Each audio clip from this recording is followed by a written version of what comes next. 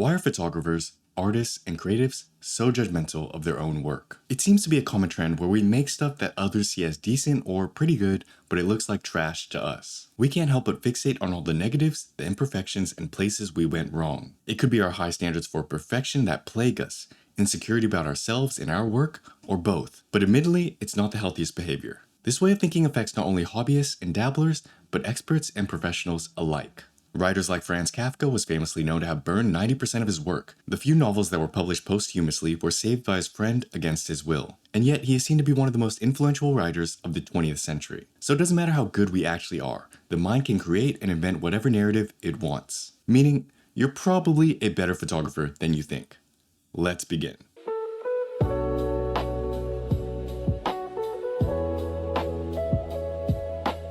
Imposter syndrome.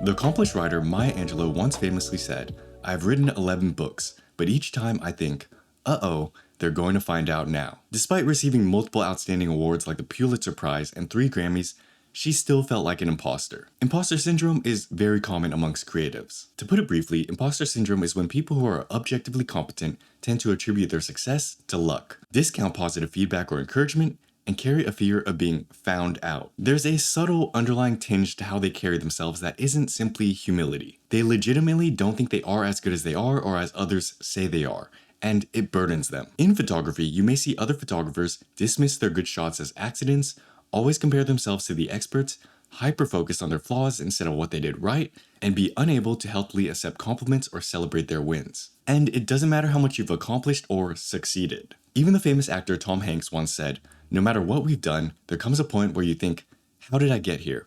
When are they going to discover that I am, in fact, a fraud and take everything away from me?" This is coming from a guy many people know of, has been in many films, and has won many awards. It shows that no matter how accomplished you are or how much of an expert you are, you can still feel like a fake. And the key or antidote is not to accomplish more. It's to build a healthier relationship between you and your work. You're a better photographer than you think. You just might not think so because your brain has been trained not to think so. Start learning to celebrate your wins. Don't instantly compare them to the infinite number of things you haven't accomplished. Write down the things you did right, not the things you did wrong. Reward yourself for the effort you put in, not the result of that effort. Learn to thank people when they compliment you and own it. Assume they're saying it because they mean it, not just because they're being fake. Start anchoring yourself towards reality, not your misguided misconceptions of yourself, and you might feel better.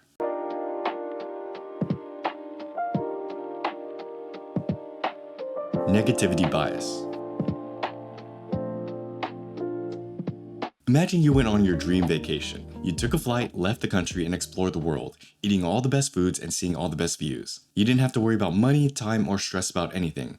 All you had to do was enjoy yourself and the world around you. The trip was amazing, and yet, when you came back, you couldn't help but remember all the things that didn't go well. The lowlights, waiting around at the airport, the time it rained and you got sick, or arguments with others about where to go and how to get there. So many positive things happened, yet your brain couldn't help but remember all the negative ones. Now, some of this is normal, we all do it. Our brains are biologically wired to remember negative things more vividly, because it protects us from experiencing the same things again. But in a world where negative things are happening so frequently, it hurts us more than it helps us, because there's always something to be negative about. It could be the little comment someone made on your Instagram post, or the guy who almost hit you because he wasn't looking while he was driving. If you expand the example to photography, it could be the many bad shots you took or the good shots you didn't get. Or it could mean hyperfixating on the little details of an image that aren't perfect rather than acknowledging the parts that are. This bias towards negativity could be why we think we're worse photographers than we are. We're always looking at, focusing on, and remembering the negative aspects rather than the positive ones, because we always see the cup as half empty rather than half full. This does us no good, and we want to break free of that so we can have a better experience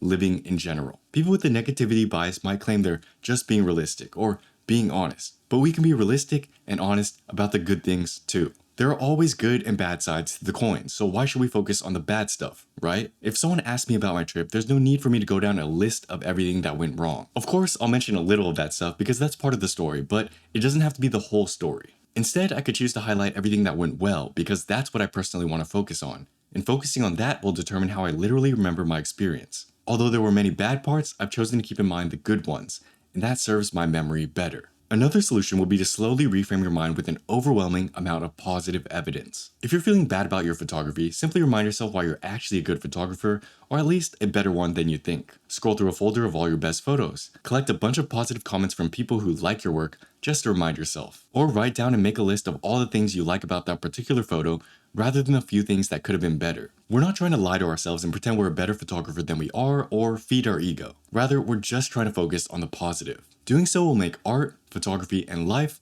a better experience.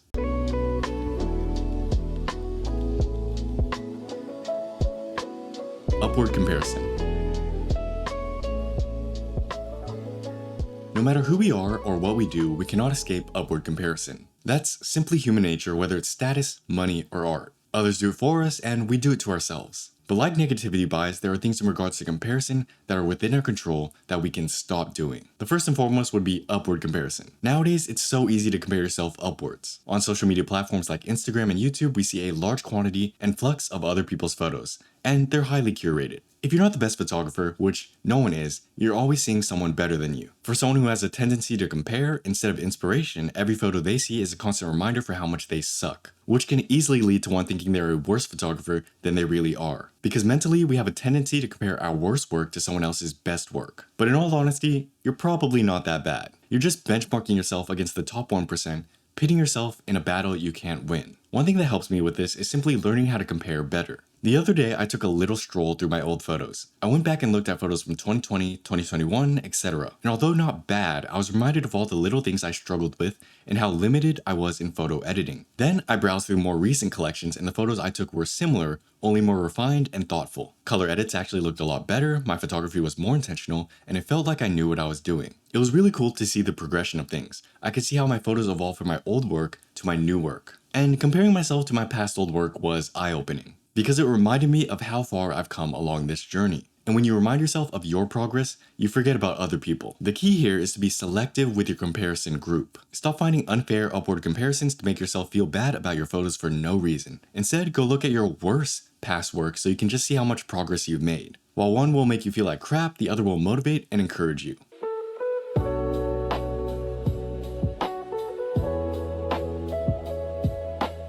The spotlight effect.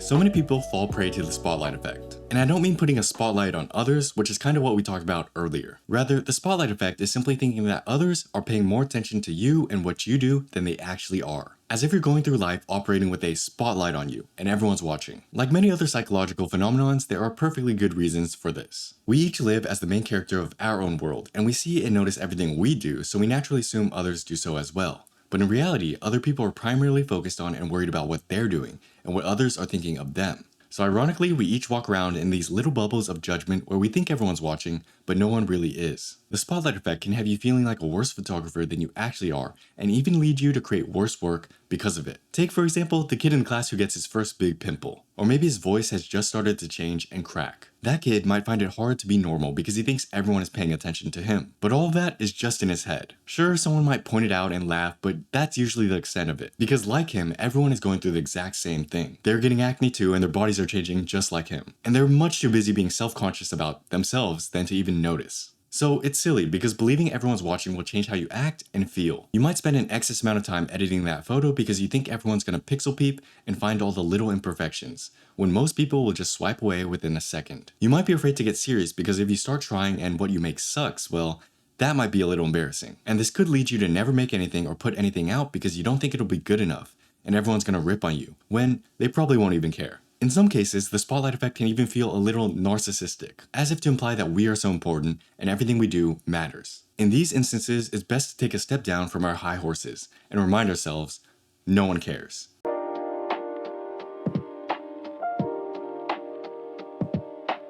A new altitude. In 2013, an 18-year-old Greek player by the name of Giannis Antetokounmpo was drafted to the Milwaukee Bucks. Although tall and promising, he was skinny, underdeveloped, and not used to the playstyle of the NBA, averaging only 6.8 points in 25 minutes his rookie year. Fast forward a few years, he became back-to-back MVP in 2018-19 and 2019-20, and even won a championship in 2021. He became one of the best players in the league, but it didn't happen immediately. The reason he started slow was not because he lacked the capability, it's because he entered a new level. You see, every time you enter a new group or bracket, you start at the bottom. The players there are better than you, they've been doing this for a while now, and they know the ins and outs. Whereas you, who might have been the best player of your previous group, have to start all over again. You're like a frog in the well, who upon getting out has now realized the vastness of the bigger pond and lake around you. This bracketeering exists not only in sports, but photography as well. Maybe in the beginning you started off just sharing your pictures with your friends and family. Then you moved to a public group like Instagram, where your photos were now side by side with photographers from all over the world. Then maybe you decided to submit your pieces to a gallery, where your competition was now between more serious artists. Every level, every echelon presents itself with new standards and metrics for what is good. And this period of time or adjustment happens for everyone. The key here is not to quit. Those who don't know how this process works might get deterred and stop working. They might think, oh, everyone's so much better than me, or I thought I was good, but I suck. When in reality, you're a better photographer than you think, you just need time to adjust. And entering this new level is actually a sign you've gotten better. It's a good thing. Think of it like climbing a mountain. You can't get to the top of Everest or Mount Fuji in one go. Rather, you have to take breaks and allow your body to adjust and acclimate to the new altitude. If you try to go too fast, well, that's where people break and fall. But if you stick with it and continue to work, you'll figure things out. Giannis didn't get MVP his first year. It took a gradual progression from 2013 to 2018 to eventually get to that level. And if he didn't make the necessary adjustments or quit early, it would have never happened. So remember, you're not bad. You just entered a new level. So those were 5 reasons why you're a better photographer than you think, and solutions to go along with them. If you have a friend who struggles with perfectionism, insecurities, and self-doubt, send this to them. I think it'll help. If you want to learn more about improving your photography, shoot more, stress less, check out Photography Systems. It's there we talk more about the process and psychology of getting better. If you found this useful, I think you'll find that useful. Anyways, thanks for watching. Happy shooting. Best of luck. Peace.